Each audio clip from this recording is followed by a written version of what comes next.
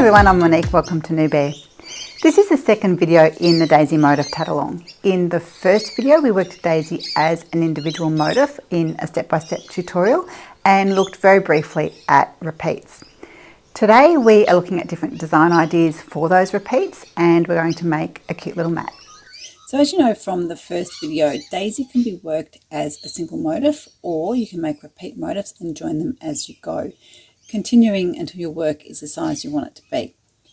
A beautiful negative space is created by placing the motifs together. You could make coasters, placemats, table runners. You could even make it into a summer shawl. Have fun and play around with the positioning of the motif. It doesn't have to be a square design. But as I mentioned in the first video, remember to consider your joining picots on the chains. I'm continuing with this little mat today. I worked the central motif in the first video. Because it's, I guess you could call it an open design, it doesn't really matter which motif is done first. But in saying that, I worked the middle one first so I could show you daisy with joining picot on all the chains. In this particular design, it's the only motif that needs a joining picot on every chain. I did talk about the chain picots and whether you need them or not in the first part of the tatalong. There are timestamps in that video if you want to go back and have a look. Okay, so I'm a bit of a planner. I like to sit with the pattern and know where I'm working my magic loops, where I'm joining, which part I'm working first, that kind of thing. You don't have to do this, but it can save some pain later on. To get my mat design, I took the original daisy, rotated it, and then drew the repeats. Just going back to the picots for a second. Whether you're making a picot or joining back to a picot is going to depend on what order you work your motifs in. As you know, I worked the middle one first, so all of these chains have got joining picots on them already. If I work this one next, we're joining on this side, making picots on this side, ready for this motif. If this one is next, we're joining to the picots we made when we made these chains. We're making on this side, ready for this motif. But if we worked this motif and then this one, we're joining and making, which means this motif is joining and joining. So maybe spend a few minutes to look at your design and think about your workflow before you begin. Okay, so you guys don't need another full tutorial from me. If you haven't worked the motif yet, or maybe you just like a little bit of extra help, there is a link in the description box below for the first video. I'm going to start today by showing you how to join the second motif back to the first one, and then I reckon that's about all the help you'll need from me. So while the next part of the video isn't going to be instructional, I will sit and work the mat with you. Come pull up a chair. I just thought of something else I want to quickly mention. The motifs aren't that bulky, but attaching them all together and trying to hang on to everything while you work is something that newbies sometimes struggle with. Any 3-ring clover can be your starting point. Make it as easy for yourself as you can. So whether you work the middle motif first or not is pretty much irrelevant. But I have, so let's go with that. I'm going to attach this clover, this motif next. By working this clover first, we can work the majority of the pattern before we have to look at joining back to the other motif, meaning we don't have to deal with the bulk of 2 motifs until the end when we join our chains. That doesn't mean that we have to start this motif at the same clover. If we did that, we'd be joining and then having to deal with 2 motifs while we work this one. But if I work this clover first, I can work the majority of that motif before I have to join. So I can work the majority of each motif before joining the chains, and once again dealing with the ever-increasing bulk. I've worked most of the second motif off camera, and I'm now ready to join it back to the first motif. I have my chain of 15. I'm going to take my first motif and place it to the left of my working thread. If you're working front side, back side, make sure you're on the back side of the first motif. We're on the back side of the second motif. We want them to match. So now it's as simple as making a normal join. I am going up and doing a down join because I'm working front side, back side. But it is just a normal join. If you're working traditionally, you will work an up join.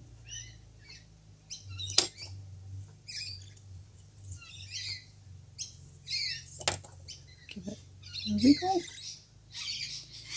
and continue with 17 picot 2.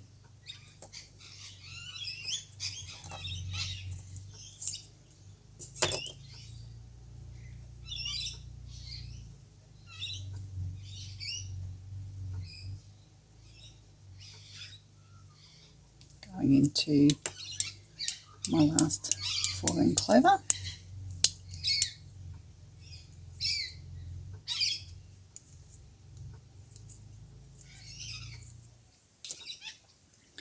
Okay, we are now ready. Get myself untangled. We are now ready to join the last clover, 4-ring clover, back to the start. So remember, we're joining back to ring E. No, I said ring B. We're joining back to ring E as well as ring B. So I've done my 4 stitches.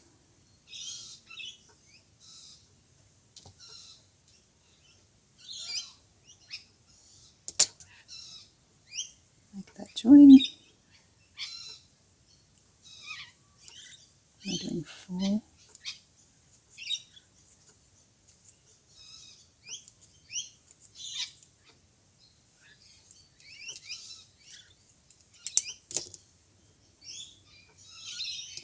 Joining to ring B.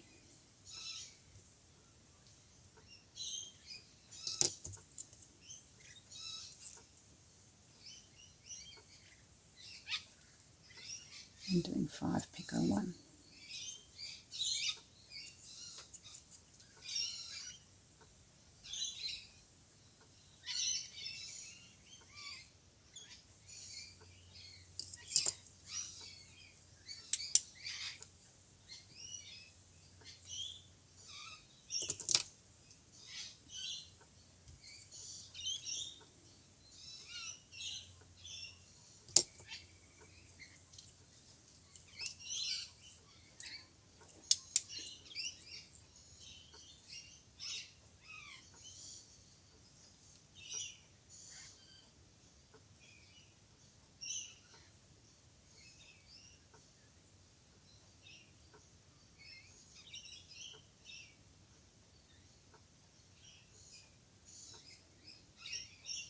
Reversing our work, we start our final chain.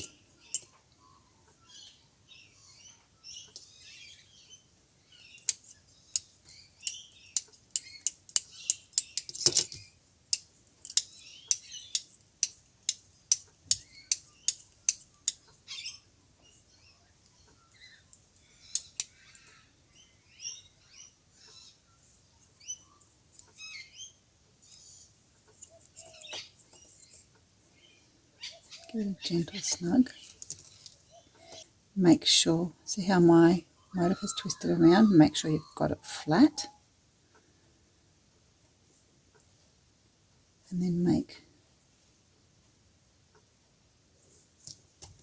that second join.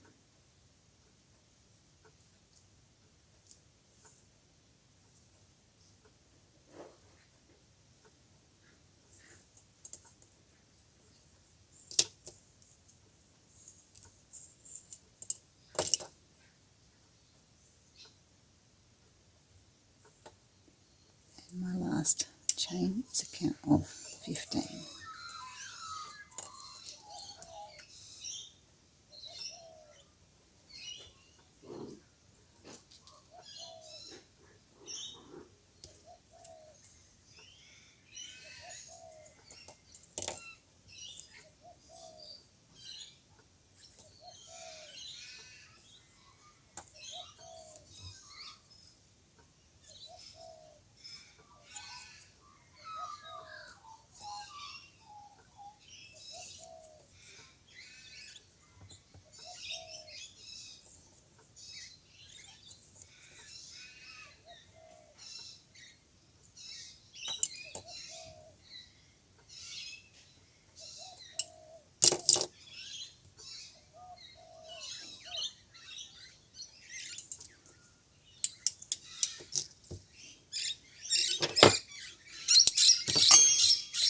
tails off, and I'm taking my core thread through the base, through that little hole of my clover, just like we did with the first one.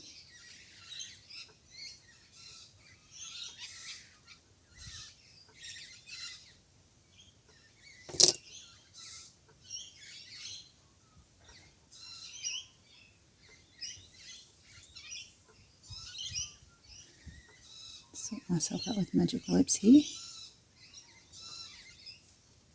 You probably can't see my clear magic loop, it might be a bit pale.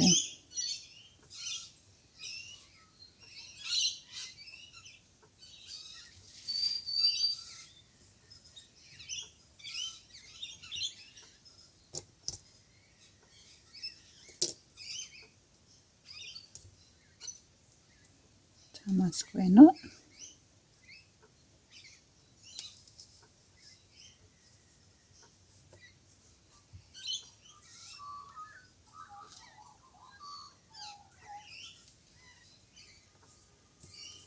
And get rid of tails.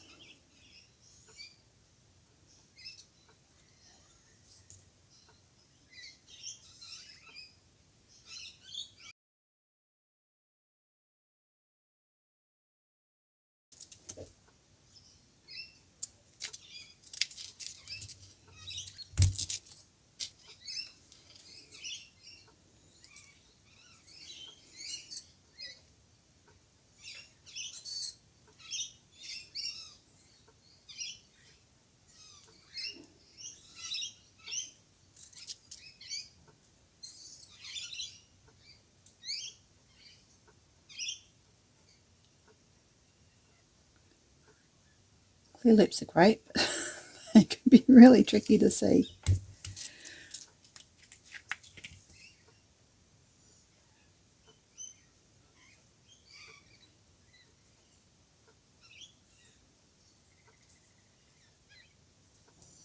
Now we just trim those tails and we're ready to attach the next one.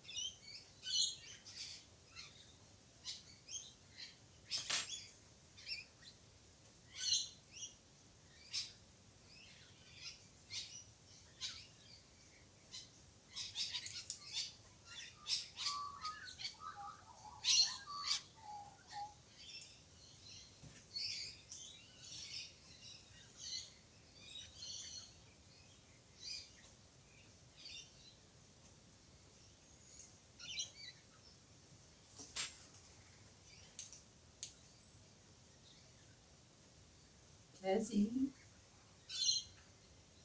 Leave them alone.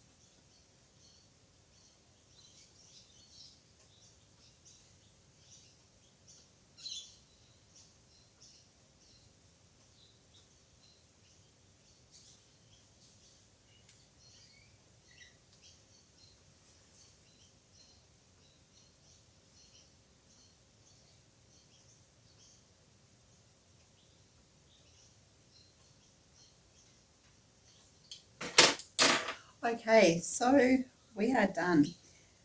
Normally I would block my motifs as I go, but I haven't done that today because I didn't want to spend the time waiting for them to dry. I just wanted to get all the motifs connected so we could finish our little mat for the tatalong. If you are going to work 7 motifs in one sitting, that's a fair bit, so make sure you do your hand exercises, stretch, have a break, give your back a bit of a rest as well. Now all that's left to do is blocking it.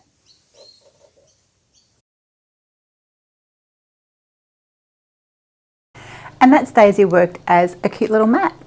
I hope you enjoyed the video. I can't wait to see what everyone does with the repeat. I'll see you next time.